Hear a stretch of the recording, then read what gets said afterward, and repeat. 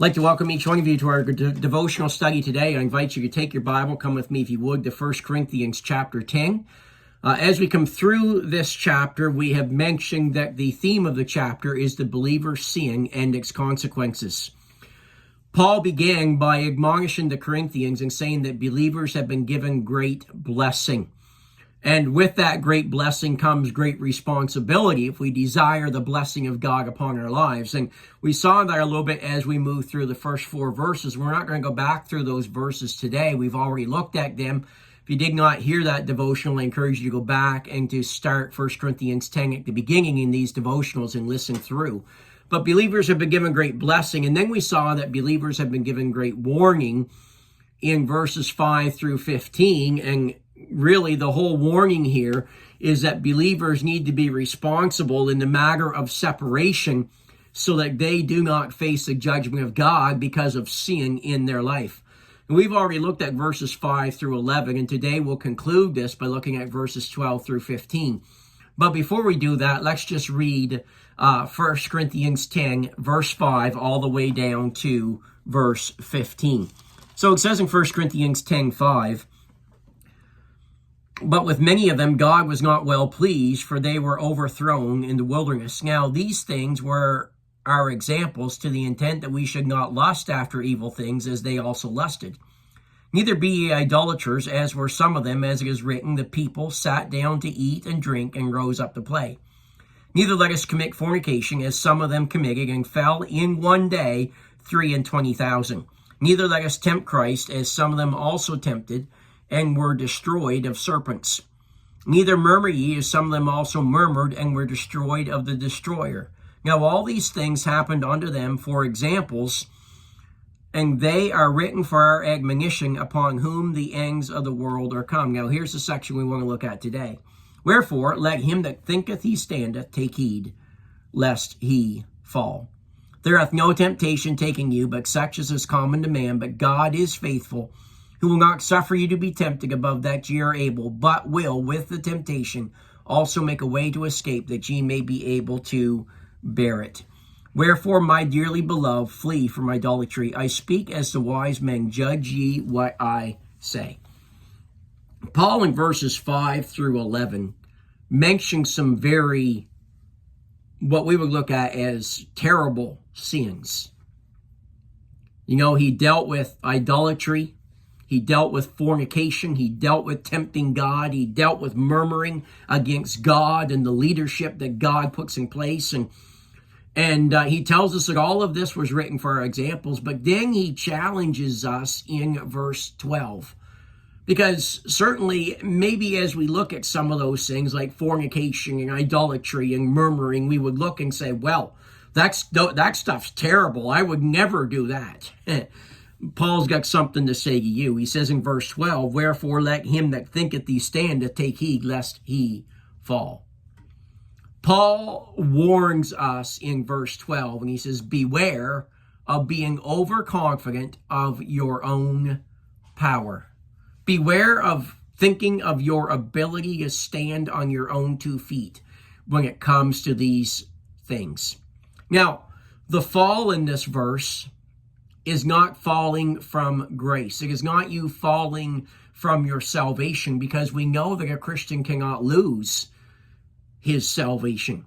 The fall here is rather a fall into sin, and perhaps could even bring you to the place that you would be a castaway, as he mentioned in 1 Corinthians 9:27, when he says, "But I keep under my body and bring it unto subjection, lest that by any means when I have preached to others, I myself should be a castaway." That doesn't mean he lost his salvation. It just means that he loses his usefulness and his effectiveness in the work of the Lord, and God sets him aside. God puts him on the shelf, so to speak, as far as service is concerned. And that certainly ought to be something that none of us would desire in our lives. A verse that comes to mind as I think about this is in Proverbs 16, verse 18, where it says, "Pride goeth before destruction, and a haughty spirit before a fall." He said, the person that is lofty, the person that thinks of himself more highly than he ought to think, needs to be very careful, because he is setting himself up for a fall. You say, well, what does this have to do with the Corinthians? Well, we've already seen that in 1 Corinthians chapter 6, they were guilty of immorality. Here they were at the place that not only was there immorality going on in their midst, but they were actually puffed up about it, and he dealt with that in chapter 5 and in chapter 6. In 1 Corinthians chapter 8 and in verse 10, we see that they were guilty of idolatry, for it says, if any man see thee, which hath knowledge, sit in meat at the idol's temple, shall not the conscience of him which is weak be emboldened to eat those things which are offered to idols? The question would be, what would that person even be doing at the idol's temple? Why would they even be there? And then we're going to see that they're also guilty of murmuring against God. And he brings that out. Let's just go there real quick. 2 Corinthians chapter 12, verses 20 and 21. He says, for ye suffer if a man bring you into bondage, if a man devour you, if a man take of you, if a man exalt himself, if a man smite you on the face. I speak as concerning reproaches, though we have been weak, howbeit wheresoever we made bold, I speak foolishly, I am bold also. It's the wrong verse. Maybe I meant 1 Corinthians 12. Let me just check. I wrote the wrong verse down here.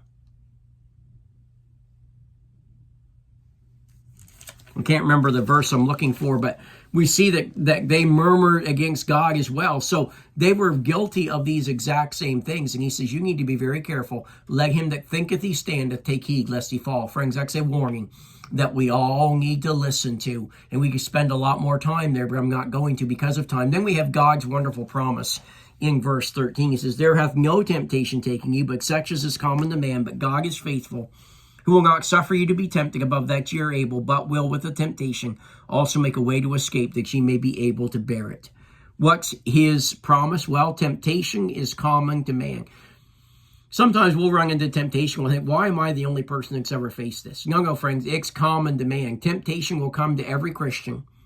But then also we see that God is faithful. God has promised to limit that temptation to our God-given ability to resist. We don't try to resist it in our own power. But when we surrender to God and his working and his power in our life, there is no temptation that will be stronger than that we can handle with the help of God and the strength of God in our lives.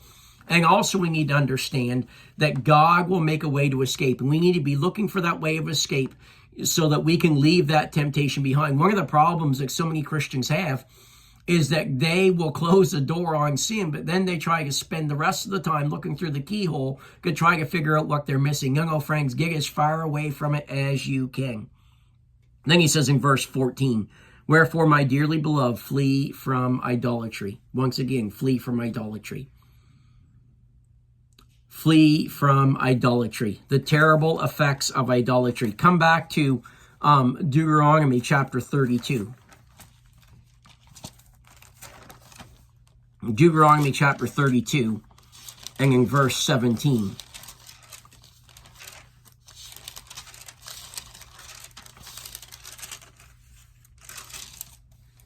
It says, they sacrificed unto devils, not to gods whom they knew not, to new gods that came newly up, whom your fathers feared not. Of the rock that begat them thou art unmindful, and hast forgotten God that formed thee.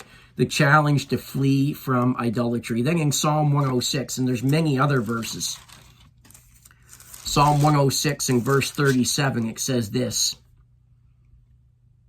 It says, yea, they sacrificed their sons and their daughters unto devils. Friends, idolatry is demonic because we are worshiping something that is not God or someone that is not God. And that's just completely wrong. And he warns us to flee from idolatry. 1 John 5:21, little children, keep yourselves from idols. And then he says this as we close in verse 15, I speak as to wise men, judge ye what I say. In other words, he's saying, pay attention to the counsel that I'm giving you. Pay attention to what it is that we're talking about, and do not be guilty of falling into these things in our lives that we know not only grieve God, but bring the judgment of God upon our lives. Friends, let's heed these negative examples, and let's not be doing what it is that they were guilty of doing in their lives, which would grieve God and thereby bring the judgment of God upon our lives. Let's be very careful to do those things that honor him. Have a great day.